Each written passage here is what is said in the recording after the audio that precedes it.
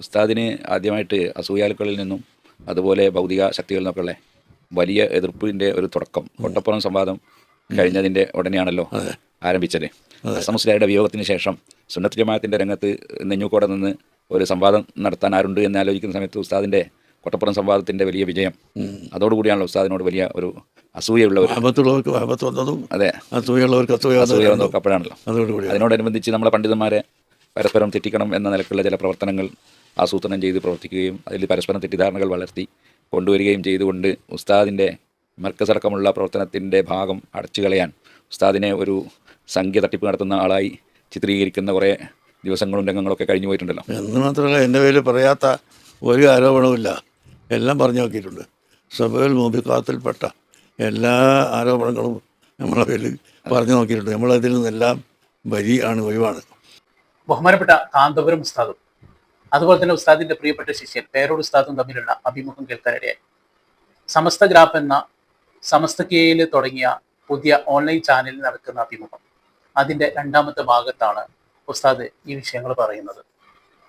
ഇവിടെ ബഹുമാനപ്പെട്ട ഉസ്താദിനെ ഇഷ്ടപ്പെട്ടു എന്നുള്ള ഒരൊറ്റ കാരണത്താൽ ഈ വിനീതനടക്കം അതുപോലെ തന്നെ എൻ്റെ വീഡിയോ കാണുന്ന നിങ്ങളിൽ പലരും പലതും അനുഭവിക്കേണ്ടി വന്നിട്ടുണ്ട് എന്നുള്ളതാണ്.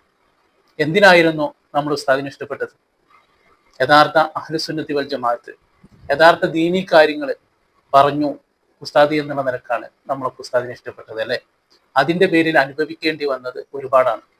ഇവിടെ തന്നെ പേരോട് ഉസ്താദ് പറയുന്നത് കേട്ടില്ലേ, ഒട്ടപ്പുറം സംവാദം മുതൽക്കാണ് ഉസ്താദുമായിട്ടുള്ള ശത്രുത പല ആളുകൾക്കും കൂടിയത്. അതിനുശേഷം പലതും അനുഭവിക്കേണ്ടി വന്നിട്ടുണ്ട് എന്നുള്ളതാണ്. വളരെ വേദനയോടുകൂടി കേട്ടുപോകണം നമ്മൾ. പലപ്പോഴും ഉസ്താദിനെ ഇന്നും പല ആളുകളും വെറുത്തവരുണ്ട്. വെറുക്കാനുള്ള കാരണം എന്താ അറിയോ? പല ആളുകൾ കുപ്രചരണങ്ങൾ പറഞ്ഞു പരത്തി എന്നുള്ളത് കൊണ്ടാണ് ഇപ്പോഴും ആ തെറ്റിദ്ധാരണയിൽ ഇരിക്കുന്ന ആളുകളുണ്ട്, ഇപ്പോഴും ഉണ്ട്. അപ്പോൾ ഈ നമ്മളൊരു വീഡിയോ കണ്ടിട്ടെങ്കിലും അല്ലെങ്കിൽ ഇത്തരത്തിലുള്ള അഭിമുഖങ്ങൾ കണ്ടിട്ടെങ്കിലും ഇത്തരം ആളുകൾ തിരുത്തിയെങ്കിൽ, ഒരാളെങ്കിലും തിരുത്തിയെങ്കിൽ എന്നുള്ളതാണ് നമ്മൾ ഇത്തരം വീഡിയോകൾ ചെയ്യുമ്പോൾ തന്നെ കരുതി പോകുന്നത്. ബഹുമാനപ്പെട്ട പേരോട് ഉസ്താദ് തന്നെ അതിൽ ഒരു അനുഭവം പറയുന്നുണ്ട്. ഒരു അറബിയെ ക്ഷണിച്ച്, അറബിയെ വരുന്നത് നോക്കി മറ്റൊരു കൂട്ടർ ഇരിക്കുന്നുണ്ട് അറബിയെ പിടിക്കാൻ വേണ്ടിയിട്ട്. അപ്പോൾ ഉണ്ടായ ഒരു സംഭവത്തെക്കുറിച്ച് പേരോട് ഉസ്താദ് അതിൽ പറയുന്നുണ്ട്. അതൊന്ന് കേൾക്കാം നമുക്ക്. അവരും ഉസ്താദ് എടുപ്പിച്ച പള്ളിയിൽ കയറി നിസ്കരിക്കുന്നില്ല ഞങ്ങളെ കൂടെ. ഞങ്ങൾ രണ്ടു കൂട്ടർ പോയി. അങ്ങനെ അന്ന് വലിയ വിവാദങ്ങളൊക്കെ ഉണ്ടായെങ്കിലും ഉസ്താദ് എത്തുന്നതിന് മുമ്പ് അയാൾ ഇവിടെ ഒരു വീട്ടിൽ കൊണ്ടുവന്ന് താമസിപ്പിച്ച് ശേഷം ഉസ്താദ് വന്നപ്പോൾ മൂപ്പര് പറഞ്ഞ്, ഉസ്താദ് വന്നപ്പോൾ കൊല്ലു തീർത്തി ഷെയ്ഖ് അബൂബക്കർ എന്നാണ്. അതോടുകൂടി പിന്നെ അവർക്കൊക്കെ ആകെ മ്ലാനതയായി.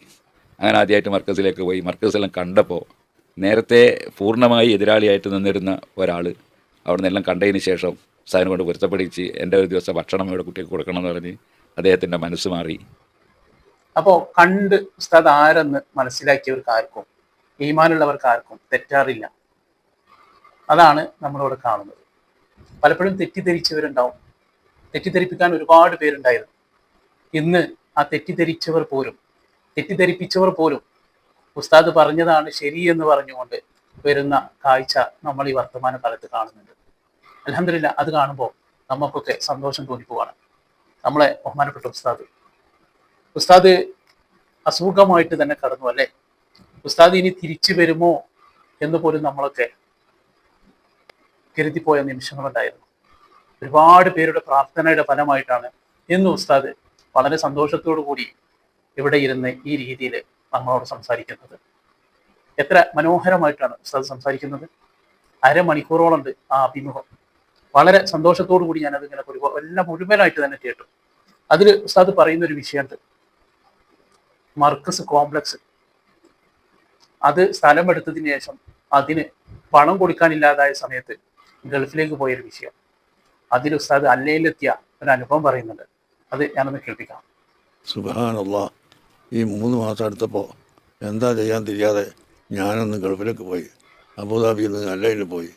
അരിമുസ്ലിയാർ എന്നൊരു ആളുണ്ടായിരുന്നു. അദ്ദേഹത്തെയും ചെറിയ മണ്ട മദ്രമ മുസ്ലിയാരെയും കൂട്ടി അവിടെ മുസല്ലം ഇബ്നു ഹം എന്ന് പറയുന്ന ഒരാളുണ്ട്. അദ്ദേഹത്തെ കാണണമെന്ന ഉദ്ദേശത്തിൽ ഉച്ചയ്ക്ക് ഞങ്ങൾ അവരുടെ വീട്ടിൽ പോയി. സാധാരണ ഭക്ഷണം കഴിക്കാൻ അവിടെ വീട്ടിൽ വരും, അപ്പോൾ കാണാം എന്നത്. പക്ഷേ അന്ന് അദ്ദേഹം വന്നില്ല. അങ്ങനെ ഞങ്ങൾ തിരിച്ച് റോട്ടിലിറക്കി കാറിന് കൈ കാണിച്ചിട്ട് ഒരു കാറും കിട്ടുന്നില്ല. ടാക്സി വളരെ ദൂരമാണ്, അലൈൻ ടൗണിലൊന്നും ദൂരമാണ് സ്ഥലം. അവസാനം ഒരു പ്രൈവറ്റ് കാർ വരുന്നത് കണ്ടപ്പോൾ ഞങ്ങൾ കൈ കാണിച്ച് നോക്കുമ്പോൾ അത് അവിടുത്തെ പോലീസ് IG-ൻ്റെ കാറാണ്. അദ്ദേഹം ഞങ്ങൾ അതിൽ കയറ്റി എവിടെയാണ് പോകേണ്ടത് ചോദിച്ച് അങ്ങനെ സ്ഥലം പറഞ്ഞു കൊടുത്ത് ഞങ്ങൾ കൊണ്ടുപോയി ഇറക്കി തരികയും എല്ലാം ചെയ്തു. അതിനുശേഷം അൽഹംദുലില്ലാ ഇങ്ങനെ നടന്നതല്ലാതെ ഒരു മനുഷ്യനും ഒന്നും തരുന്നില്ല. അല്ലയിലെത്തിയിട്ടുള്ള ഒരു അനുഭവമാണ് ഉസ്താദ് പറയുന്നത്. ഇവിടെ ഉസ്താദ് കരുതി പോയ അറബിയെ കാണാൻ പറ്റില്ല. പിന്നീട് പല ആളുകളോടും പറഞ്ഞിട്ടും ഒന്നും കിട്ടാത്ത വലിയൊരു വേദന ഉസ്താദ് പറയുന്നുണ്ട്. ഒപ്പം തന്നെ ഉസ്താദ് അതിൽ പിന്നീട് പറയുന്നത് വലിയൊരു സന്തോഷമാണ്. ലക്ഷങ്ങൾ ഡോളർ വരെ ഉസ്താദിന് കിട്ടിയ അനുഭവം അതിൽ പറയുന്നുണ്ട്. ആ അഭിമുഖം കേട്ടാൽ അത് മുഴുവനായിട്ട് നിങ്ങൾക്ക് മനസ്സിലാവും. അതിലപ്പോ മറ്റൊരു സന്തോഷം പറയാനുള്ളത്, ഉസ്താദിന്റെ ഈ അഭിമുഖം ഇവിടെ ഈ ചാനലിൽ പുറത്തു വരുന്ന സമയത്ത് തന്നെ അല്ലയിൽ ഏറ്റവും വലിയ മുത്ത് റസൂലിന്റെ മദ്ഹ് സദസ്സ് നടക്കുകയാണ്. അതും ഉസ്താദിന്റെ ഈ സംഘടനയുടെ കീഴിലായിട്ട്. അത്രമാത്രം മണികളും ആളുകളും ഇന്ന് ഉസ്താദിന് അല്ലയിലുണ്ട് എന്നുള്ളത് തന്നെയാണ് നമുക്ക് നൽകുന്ന വളരെയധികം സന്തോഷം. നമുക്ക് നിങ്ങൾ അത്ര പോലും ഉസ്താദ് ഉയർന്നു കഴിഞ്ഞു എന്നുള്ളതാണ്. അന്ന് വിരലിലുണ്ടാകുന്ന ആളുകൾ മാത്രം. ഇന്നോ ഉസ്താദിനെ ഇഷ്ടപ്പെടുന്ന അനേകായിരങ്ങൾ അല്ലയിൽ യഥേഷ്ടമുണ്ട് എന്നുള്ളതാണ്. ഉസ്താദിന്റെ ഈ അഭിമുഖം സമസ്ത ഗ്രാഫ് എന്ന് പറയുന്ന യൂട്യൂബ്, അതുപോലെ തന്നെ ഫേസ്ബുക്ക്, ഇതിലൊക്കെ ഉണ്ട് സമസ്ത ഗ്രാഫ്. അതിലൊക്കെ ഒന്ന് പോയിട്ട് നിങ്ങൾ കാണണം. എങ്കിൽ വ്യക്തമായിട്ട് ഒരുപാട് കാര്യങ്ങൾ നമുക്ക് മനസ്സിലാക്കാൻ പറ്റുന്നതാണ്. ഈ അഭിമുഖത്തിൽ പിന്നീട് ഉസ്താദ് പ്രധാനപ്പെട്ട ഒരു കാര്യമായിട്ട് പറയുന്നത്, ഉസ്താദ് സമസ്തയിലേക്ക് എത്തിയതാണ്. ശംസുൽ ഉലമ EK ഉസ്താദാണ് AP ഉസ്താദിനെ സമസ്തയിൽ എത്തിക്കുന്നത്. പിന്നീട് EK ഉസ്താദുമായിട്ടുണ്ടായ ചെറിയ വിഷയങ്ങളൊക്കെ ഉസ്താദ് ഇതിൽ സൂചിപ്പിക്കുന്നുണ്ട്. അതുകൂടെ നമുക്കൊന്ന് കേൾക്കാം. പിന്നീട് സമസ്തയിൽ എന്നെ ജോയിൻ്റ് സെക്രട്ടറി ആയിട്ട് ആദ്യം എടുക്കുകയാണ്. അത് ശംസുൽ ഉലമ EK അബൂബക്കർ മുസ്ലിയാർ തന്നെയായിരുന്നു.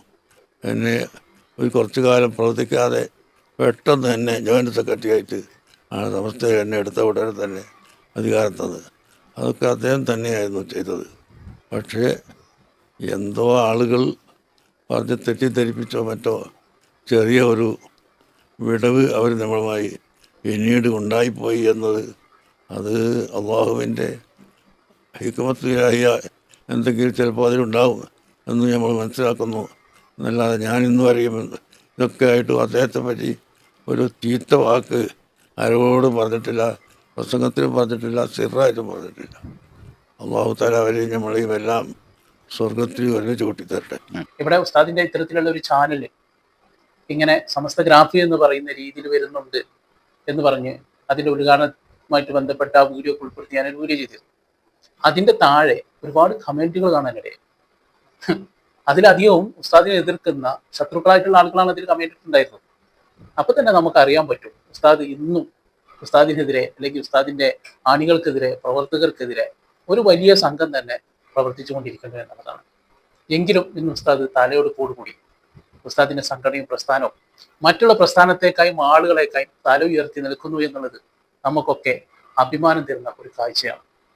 അള്ളാഹു സത്യം മനസ്സിലാക്കാനും അതനുസരിച്ച് ഇനിയും പ്രവർത്തിക്കാനും നമുക്കൊക്കെ ഭാഗ്യം തരട്ടെ.